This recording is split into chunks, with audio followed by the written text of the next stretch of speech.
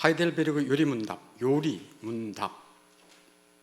문답은 알겠죠? 문답, 질문하고 답하는 거. 그 요리가 뭡니까? 요리. 네. 구원에 대한 기묘한 진리예요. 어떻게 구원받는가에 대한 기묘한 진리를 요리라고 그래요. 그래서 구원에 대한 기묘한 진리를 문답 형식으로 정리해 놓은 것이 하이델베르그 요리문답이에요. 그러니까 성경 66권에서 구원에 대한 기묘한 진리를 아주 다 모아가지고 우리의 선조들이 신앙의 유산으로 남긴 걸출한 작품이 이것입니다. 귀하게 여길 때 귀한 은혜가 있을 줄 믿습니다. 질문 1문 여러분이 저한테 질문해 보세요. 시작. 죽어서나 당신의 유일한 위로는 무엇입니까? 절 보고 질문하라고요? 알겠어요. 살아서나 죽어서나 당신의 유일한 위로는 무엇입니까?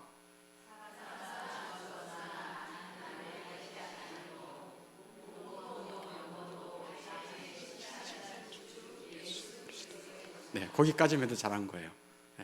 이 하이델베르그 요리문답은 그 당시, 그러니까 천주교가 완전 부패지고 진리를 떠났을 때에 진리 위에 새로운 교회를 세웠잖아요. 그게 개혁교회고 그게 개신교회예요. 참된 교회. 그 교회인데 그 교회가 무엇을 믿지? 어떻게 하나님께 영광을 올려드리지? 예수 믿는 사람은 어떻게 살아야 되지? 교회는 뭐지? 이런 것에 대해서 잘 천주교도 하는 사람들에게도 이 성경의 진리를 잘 우리는 이거 믿는다 하고 정리해 놓은 거예요. 그리고 학교에서도 그것을 가르쳤고 가정에서도 그걸 가르쳤고 교회에서도 그걸 가르쳤어요. 뭘요? 하이델베르그 요리문답. 그것을 가르쳤어요. 그래서 집에서 아버지 엄마가 자녀를 앉혀놓고 애야 살아서나 죽어서나 우리의 유일한 위로가 뭔지 아니? 그러면 글쎄요, 장난감일까? 아빠일까?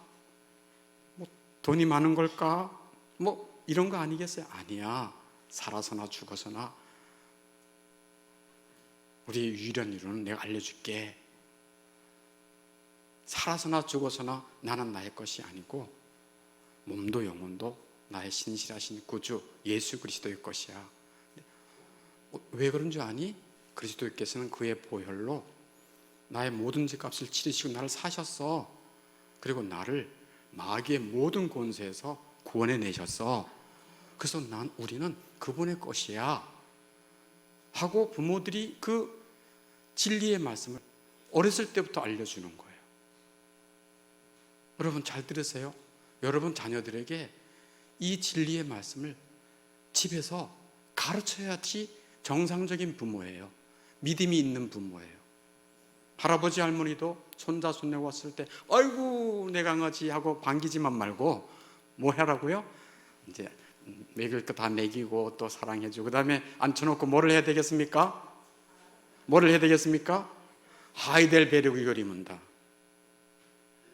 웨스트민스터 소교리문답 이런 걸 같이 하는 거예요. 그러다가 나중에 할아버지 할머니가 세상 떠나고 또 죽은 시체의 모습을 볼 때 할아버지 할머니가 우리에게 알려주신 대로 저 천국 가셨구나. 정말 너무 고요하고 평안한 모습이다. 정말 슬픈 일이지만 나도 끝까지 믿음 지키고 주를 위해 살다가 할아버지 따라갈게요. 할머니 따라갈게요. 그게 믿음의 가정들이에요.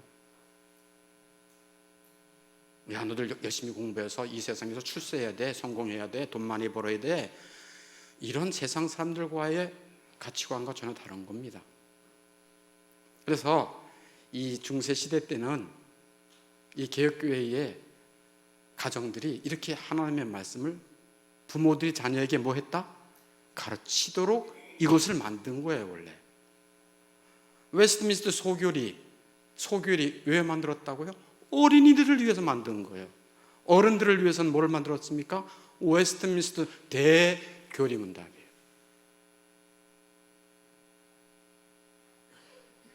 이해되시면 아멘. 그럼 우리가 뭐를 해야 되겠습니까? 집에 가서 뭐 해야 되겠어요? 이 요리문답을 가르치는 거예요. 예배 드렸다 하고 TV 켜고 그냥 노는 게 아니고요. 야, 이리 와봐라 하고서는 요리문답을 가르치고, 난 이런 은혜를 받았어, 너는 어떠니? 같이 나누는 거예요. 그것이 거룩한 주일인 것입니다. 그래서 제 1문답 제가 질문을 하면 이렇게 이제 우리 자녀들이라 생각하고, 살아서나 죽어서나 너의 유일한 위로는 무엇인가 물으면 대답을 하는 거죠. 아빠, 엄마, 하찌, 할머니, 살아서나 죽어서나 나는 나의 것이 아니에요. 몸도 영혼도 나의 신실하신 구주 예수 그리스도의 것입니다. 그리스도께서는 그의 보혈로 나의 모든 죄값을 치르셨고 나를 마귀의 모든 권세에서 구원해내셨습니다. 그렇게 하는 거예요. 그럼 질문 2가 뭐죠? 질문 2로 들어가니까, 이러한 위로 가운데 복된 인생으로 살고 죽기 위해 당신은 무엇을 알아야 됩니까?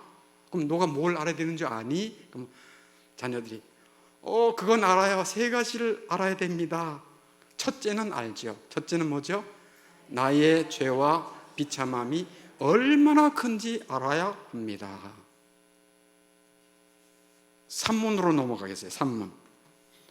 그러면 당신은 어디로부터 당신의 죄와 비참함을 알 수 있습니까? 하고 3문 질문이 들어가는 거예요. 그러면 대답이 나오겠죠. 어디서부터 알 수 있다고 요리문답에서 정리해놓고 있어요? 하나님의 율법으로부터 알 수 있습니다. 그렇게 말하는 거예요. 그러면 또 4문으로 넘어가야 되잖아요. 4문. 그러면 4번째 질문, 하나님의 율법이 우리에게 요구하는 것은 무엇입니까? 하고 4문을 물어보는 거예요. 그러면 예수님께서 알려주신 대로 율법에서 요구하는 것은 마음을 다해, 뜻을 다해, 목숨을 다해, 힘을 다해 하나님을 사랑하는 것이고, 또 하나는 그와 같이 이웃을 사랑하는 거예요. 그게 율법에서 요구하는 것이다 하는 것을 알려주잖아요. 그럼 5번째 질문으로 넘어오면, 그러면 당신은 이러한 계명들을 완전하게 지킬 수 있습니까? 하고 물어요. 여러분에게 물어요. 완전하게 지킬 수 있습니까?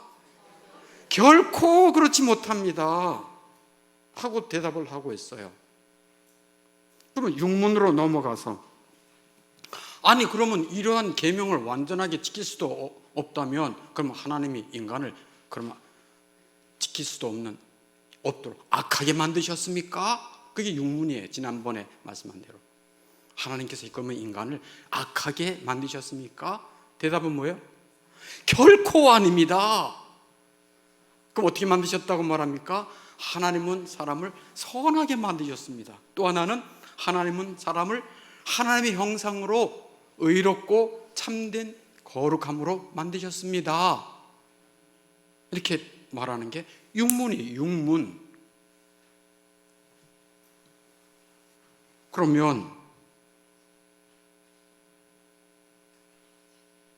그러면 도대체 그렇게 선하게 만들고 하나님의 형상으로 만들었는데 세상에 존재하고 내 안에 있는 존재하는 이 악은 도대체 어디서부터 왔단 말인가? 이런 질문이 생기잖아요. 그게 오늘 하이델베르그 요리문답 제7질문이에요. 그렇다면 인간 본성의 부패는 어디서부터 왔습니까? 라고 하는 질문을 던지는 거예요. 자, 같이 한번 읽어보겠습니다. 오늘 질문입니다. 시작. 그렇다면 인간 본성의 부패는 어디서부터 온 것입니까? 어디서부터 온 것 같습니까? 여러분이 대답하셔야죠. 네, 우리의 첫째 부모인 아담과 하와의 불순종 때문에 온 것입니다. 우리의 첫째 부모인 아담과 하와의 불순종 때문에 온 것이에요. 그래서 그 답을 이렇게 적고 있어요. 우리의 첫 번째 부모인 아담과 하와가 낙원에서 뭐하고? 불순종하고 타락한 것으로부터 왔습니다. 그로부터 우리의 본성은 극히 부패하게 되었고, 여기 보면 부패가 그냥 부패가 아니에요. 그 앞에 부사가 중요합니다. 어떻게 부패했다고요? 극히 지극히 부패 정도가 아니라 부패의 정도가 엄청 심하게 부패됐다는, 우리 인생이 부패한 인생이 됐다는 얘기예요. 그러니까 부패한 생선 보세요. 부패한 소고기나 돼지고기 한번 보세요. 부패가 냄새가 찌를 정도로 부패해서 내비두면 어떨까요? 그 부패 정도가 점점 더 고약해서 냄새를 맡을 수 없고 눈으로도 볼 수 없는 그 부패 덩어리예요. 우리 인간이 그렇게 부패했다는 얘기예요. 우리 안에 겉보기에는 뭐 멋있게 생기고 잘생기고 예뻐 보이고 양복 입으니까 멋있어 보이는데 그 속은 그 정도로 심히 극히 부패되었다는 것을 성경은 말하고 있어요. 이렇게 정리해 놓은 게 그냥 그 하이델베르크 요리문단을 만든 우르시누스 이런 분들이 만들었겠어요? 물론 그분이 만들었지만 그분은 뭐를 근거로 해서 만들었습니까? 성경. 극히 부패됐다. 어디에 성경에서 말하고 있을까요? 아니, 에레미야 17장 9절 만물보다 심히 부패하고 거짓된 것이 뭐라? 사람의 마음이라. 거기 말씀하고 있잖아요. 성경의 진리에서 말하는 것을 여기 보면, 여러분 하이델베르크 책 다 가지고 있겠지만 그거 보면 다 옆에 작은 번호 쓰고 성경 구절을 다 적어놨어요. 성경에 근거한 기묘한 진리를 요약해 놓은 게 하이델베르크 요리문답입니다. 그래서 우리의 본성은 극히 부패하게 되었고, 그래서 우리는 죄악증에 잉태되었고, 그 다음에 옛빛 어린이 뭐 가운데 태어났다? 죄 가운데 태어난 거예요. 그러니까 옛빛 어린이들은 자기 안에 죄가 많을까 없을까? 대답을 못 하잖아. 너무 많으니까 부끄러워서. 네. 죄가 가득해요. 죄악 중에 잉태되었고 죄 가운데 태어났어요. 그래서 성경의 진리에 모든 사람이 죄를 범하였으며 의인은 없나니 하나도 없도다. 선을 행하는 자도 하나도 없도다. 모두가 죄 가운데 있고 죄로 말미암아 사망 가운데 있도다. 아까 로마서 5장 12절 읽은 말씀대로 하나님께서는 천지 만물을 선하게 만드셨고 사람도 원래 선하게 만드셨어요. 그래서 모든 하나님 천지 만물을 다 만드시고 다 누구에게 주셨어요? 아담과 하와에게 주셨죠. 너가 이제 왕이야. 그래서 아담은 모든 동물의 이름도 다 지어주시고, 아담이 다 너 거야. 그러니까 최고의 갑부가 누구였어요? 우리 할아버지 아담이에요. 모든 땅 그분의 것,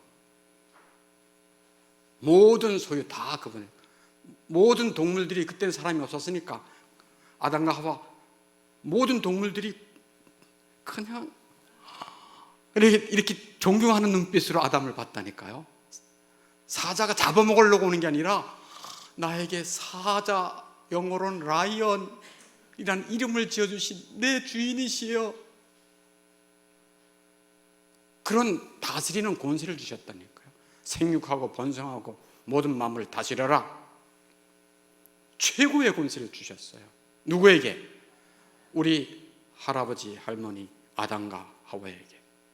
근데 하나님이 뭐라고 그러세요? 야, 근데 얼마나 우쭐했겠어요. 아담, 하와가 어디 그냥 모든 걸 다 가지고 있고 모든 권세도 있고 모두 다 부러워하니까. 근데 하나님이 말씀했죠. 아담, 내가 창조주야. 너는 피조물이야.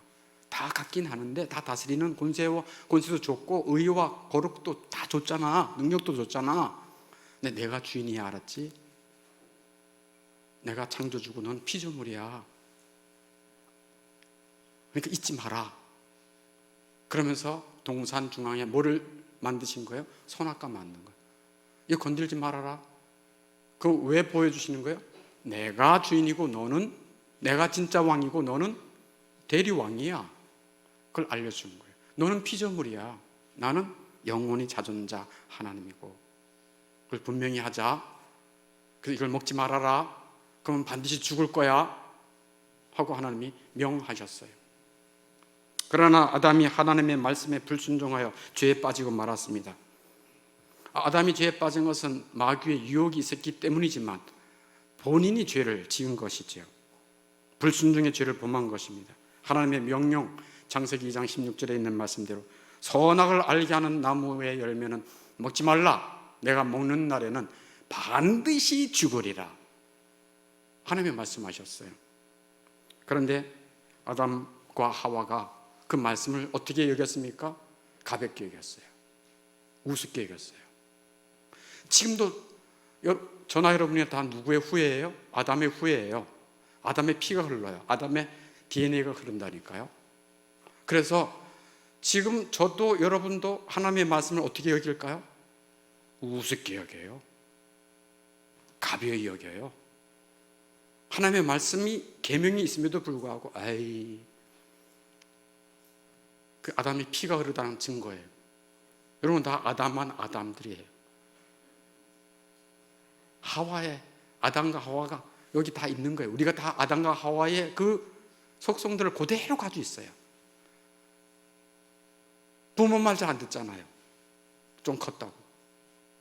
하나님의 말씀 잘 안 듣잖아요. 그냥 예사로 넘긴다니까요. 불순종에 더하여 아담과 하와는 마귀의 유혹에 속아서 너들이 하나님같이 될 거야 라고 하는 교만의 죄까지 지었습니다. 하나님처럼 될 것이다. 그러니까 자기가 모든 권세를 다 갖고 있고 모든 게 자기의 거니까 지극히 높아진 거예요. 자기가 피조물인 것을, 한갓 피조물, 자기 분수를 잊어버린 거예요. 사람의 속성은요 그냥 그림자고 먼지일 뿐이에요. 아무것도 아니에요. 바람이 지나가면 없어지는 거예요. 그런데 이 피조물인 이 아담이 자기 분수를 잊어버리고 하나님처럼 되겠다는 거예요. 교만이죠. 하나님은 사람을 하나님의 형상으로 창조하셨고, 그래서 첫째 하나님을 알도록 지식을 주셨고, 하나님과 사랑하며 살 수 있도록 하셨고, 하나님과 영원히 교제하며 살 수 있도록 하셨고, 또 하나는 하나님께 영광 올려드리며 살도록 하나님이 아담과 하와를 만드셨어요. 그게 참된 생명이고 행복입니다. 반대가 죄와 비참이에요. 반대가 죄와 비참이에요. 아담은 선악과를 먹음으로써 하나님의 법을 불순종했어요. 그 결과 죄가 들어오게 됐고, 죄가 사망을 가져왔고, 사망과 함께 모든 비참함이 인생에 들어온 거예요. 로마서 5장 12절 말씀에 있죠. 한번 보겠습니다. 한 사람으로 말미암아. 한 사람이 누구예요? 아담이죠. 뭐가 세상에 들어왔다고요? 죄가 세상에 들어왔다 하고 성경은 말하고 있어요. 근데 그 죄로 말미암아 뭐가 또 들어왔대요? 사망이 들어왔대요. 그래서 죄인들은 반드시 죽어요. 저나 여러분이나 시한부 인생입니다. 암 4기, 5기, 지독한 암 걸린 사람이 6개월 시한부 인생 받았다고 하잖아요. 그건 좀 그것과 우리랑 별반 차이가 없어요. 우리도 시한부 인생이에요. 반드시 죽어요. 사망을 뛰어넘을 수가 없어요. 죄로 말미암아 사망이 들어왔고, 이와 같이 모든 사람이 죄를 지었고 사망이 모든 사람에게 이르렀느니라. 아멘. 여기에서 사람들이 이 한 사람으로 말미암아 죄가 세상에 들어와서 아이고 우리 할아버지, 첫째 할아버지 모든 권세를 다 갖고 있고 모든 땅 우리가 이렇게 부자로 살 수 있고 영생하며 살 수 있는데 왜 죄를 지어가지고 이 모양 이 꼴로 우리를 이렇게 힘들게 만들어. 아이고 아담 근데 아담은 아담이고 나는 난데 왜 그 아담이 아담 죄를 지어서 내까지 죄를 덤태기 씌운 거야 하고 불평할 수도 있고 또 의문을 갖는 사람들도 있어요. 왜 이런 고통을 당해야 돼? 한 사람 때문에 왜 인류 전체가? 여기에 대한 성경의 진리를 말합니다. 아담과 하와는 단순한 한 사람이 아니고 인류의 대표입니다. 그래서 인류의 대표로서 그 이하의 자손들은 그 지은 죄가 그대로 전가되는 거예요. 유전된다, 그런 얘기예요. 창세기 1장 26절에 보면 하나님이 맨 처음에 사람을 만드실 때 우리가 우리의 형상을 따라 사람을 만들자 그랬어요. 근데 창세기 5장 3절에 보면 아담이 자기 형상을 닮은, 누구의 형상을 닮은? 자기의 형상을 닮은 아들을 낳았다, 이렇게 기록되어 있어요. 자기 형상이 무슨 형상이에요? 죄가 가득한 형상, 죄로 찌든 형상이에요. 하나님을 잘 섬기지 않는 일그러진 형상을 가진, 자기 형상을 닮은, 자기 형상과 같은 아들을 낳았다라고 창세기 5장 3절에 말하고 있어요. 그래서 그 죄가 계속 유전돼 나가는 거예요. 인류의 대표이기도 하고요. 그래서 우리나라가 일본 사람들에게 36년 동안 고통과 압제를 받았잖아요. 누가 뭐 했기 때문에? 국민의 대표가 사인을 했잖아요. 일본 사람들하고 딱 사인했잖아요. 그로 인해서 36년 동안 모든 국민이, 남녀노소 모든 자들이 얼마나 큰 고통을 받고 나라가 유린당했습니까? 다 빼앗기고. 로마서 5장 12절에 있는 대로 한 사람으로 말미암아 죄가 세상에 들어오고 죄로 말미암아 사망이 들어왔다라고 성경은 증언하고 있습니다. 그래서 그 아담의 죄로 말미암아 그 후손들이 다 죄의 DNA가 그대로 흘러내려가는 거예요. 그 후손들에게 강력하게 유전되었습니다. 그래서 이스라엘 사람들 중에 가장 존경받는 사람, 가장 자랑스러운 인물이 다윗이거든요. 참 하나님의 사랑을 받고 하나님도 인정한 사람이 다윗인데, 다윗도 뭘 증언하는 줄 아세요? 시편 51편 5절에 이렇게 고백합니다. 내가 무슨 중에 출생하였으며 죄악 중에서 출생했다. 자기가 죄인인 것을 인정하는 거예요. 어머니가 뭐 중에서 나를 잉태하였나이다? 죄 중에서 나를 잉태하였다라고 말하고 있습니다. 어떤 사람이든지 이 땅에 태어난 자들은 그 아비 어미의 죄를 따라서 죄 중에 잉태되고 죄로 인해 심히 부패한 자들이에요. 욥기 14장 4절에도 보면 누가 깨끗한 것을 더러운 것 가운데서 낼 수 있어요? 누가 깨끗한 것을 더러운 것 가운데서 낼 수 있겠느냐? 우리 어머니, 우리 아버지가 죄로 더러워졌는데 더러운 내 아버지 어머니, 죄 가운데 있는 내 아버지 어머니에게서 어떻게 깨끗한 사람이 나올 수 있겠느냐? 죄 가운데 더러워진 부모 밑에 나온 자들은 죄로 인해 다 오염됐다는 말씀을 하는 거예요. 그래서 누가 깨끗한 것을 더러운 것 가운데서 낼 수 있으리까? 그 다음에 네모 안에 뭐가 들어갈 것 같습니까? 어떻게 잘 아세요? 하나도 없나이다. 한 명도 없나이다. 한 명이라도 있었으면 얼마나 좋을까, 그죠? 하나도 없다는 거예요. 그게 성경의 진리예요. 이렇게 죄 가운데 태어난 저나 여러분은 하나도 예외 없이 죄를 짓고 여지껏 살았습니다. 그리고 죄를 짓고 살기 때문에 죄로 말미암아 오는 재앙과 저주와 비참함을 경험했어요. 그 죄로 말미암아 뭐가 왔다 그랬습니까? 죽음이 왔고 반드시 죽어요. 그리고 죽음이 끝이 아니에요. 죽은 이후에는 그 죄에 의해서 구원받지 못한 자들은 영원한 비참 지옥 형벌을 받아야만 되는 것이 성경의 진리인 것입니다. 이것이 죄와 비참 속에 살아가는 인생들입니다. 죄를 지면서 살아가는 사람들은 세 가지 비참 속에 산다고 루이스 벨리 목사님은 말하고 있죠. 첫째, 세상 살아가는 동안에 비참하다. 두 번째, 죽는 순간 엄청 비참하다. 당신이 죽는 자의 모습을 봤느냐? 퀭한 눈과 깊이 빠진 그 주름과 머리는 듬성듬성하고 이빨은 다 허물어져 있고, 죽을 때의 그 비참함 아느냐? 세 번째 비참함, 죽은 이후의 비참함은 더욱 비참하다. 비참이 끝나지 않으니까. 그러면 질문을 하나 하겠습니다. 이런 죄와 비참함에서 여러분은 어떻게 구원받는지 아십니까? 어떻게 구원받죠? 네, 그렇죠. 여러분,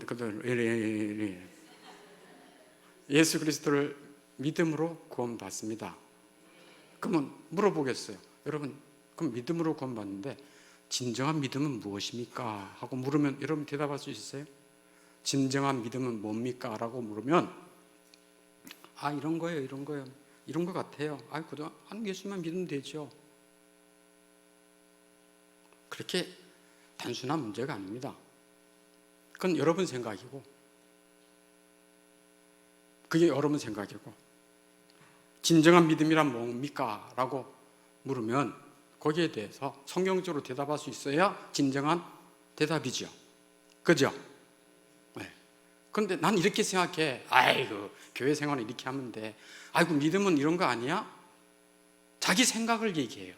그건 당신 생각이지. 성경에서 말하는 생각은 아니요 라고 한다면 진정한 믿음에서 멀어진 거예요. 신앙생활 수십 년 한 다음에도 진정한 믿음이 없어서 버림받을 수도 있다니까요. 그럼 진정한 믿음이 뭔가?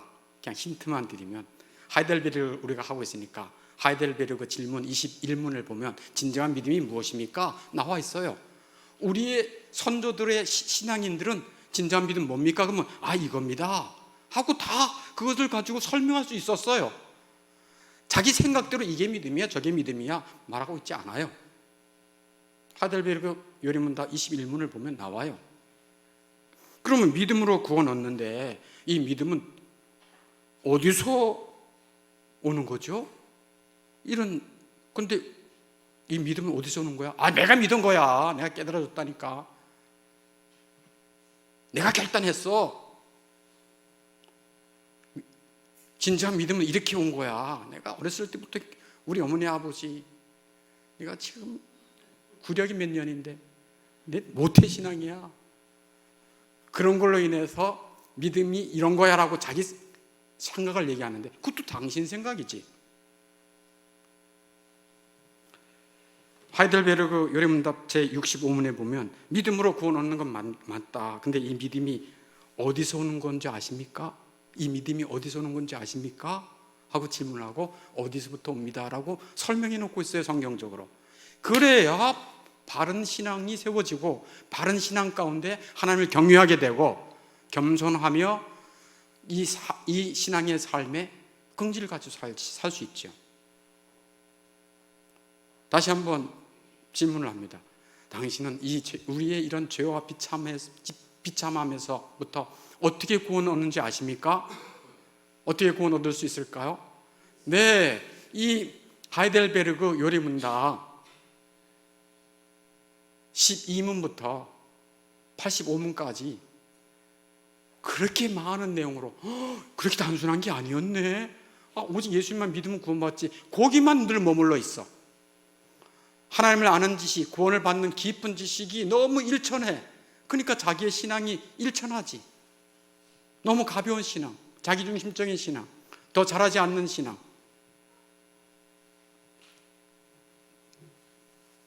하이델베르크 요리문답 12문부터 85문까지 죄와 비참에 살고 있는 우리 인생들을 어떻게 구원할 수 있는지 알려주는 것입니다. 그러므로 죄와 비참 속에서 구원받는 일이야말로 가장 시급하고 가장 중요한 일입니다. 어떤 일이라고요? 가장 시급하고 가장 중요한 일이에요. 그러나 세상 사람들은 예수님이 말씀했던 것처럼 이 세상 사람들이 먹고 마시고 장가들고 시집가고 사업하고 이런 것에 다 마음을 빼앗기지 진정한 구원에 대해서 시급함과 중요성을 갖고 있지 않다 라고 주님이 말씀하고 계셨어요. 인생살이에서 그것이 중요하지 않다는 얘기가 아니에요. 그런 것에만 마음을 빼앗기고 사는 거예요. 결혼보다도, 직장 구하는 것보다도, 사업하는 것보다도, 건강보다도, 돈 버는 것보다도, 승진하는 것보다도, 자녀 양육하는 것보다도, 나의 노후 준비하는 것보다도 더 우선적이며 더 중요한 일이 뭐겠습니까? 내 영혼이 죄와 비참해서 구원받는 것입니다. 아무리 사업을 해보세요, 아무리 공부를 해보세요, 아무리 십장가 들어보세요, 죄와 비참해서 구원받지 않았다고 한다면 그 가정이 비참해질 텐데요, 그 사업으로 인해서 비참해질 텐데요, 가장 시급하고 가장 중요한 것이 바로 우리 아담 할아버지로부터 물려준 그 죄와 비참에서부터 구원받는 일인 것입니다. 정리하겠습니다. 이제 하이델베르그 유리문답 제7문이 뭐라고요? 그렇다면 인간 본성의 부패는 어디서부터 온 것입니까? 어디서부터 왔다고요? 네, 우리의 첫 부모인 아담과 하와의 불순종으로부터 온 것이다, 이렇게 간단하게 말할 수 있어요. 불순종에 더해서 마귀의 유혹에 속아서 하나님과 같이 되고자 하는 교만의 부패로 온 것입니다. 그러므로 우리의 부패한, 심히 부패한 우리의 죄성은 거기 있는 데를 한번 가놓게 해봅시다. 우리의 부패한 죄성은 뭐예요? 하나님께 불순종해요. 너무 하나님의 말씀을 쉽게 여겨요. 두려워 떨지도 않아요. 말씀을 가까이 하려고 하지 않아요. 하나님이 내 삶이 어떻기를 원하시지 하고 귀를 기울여 알려고 하지 않아요.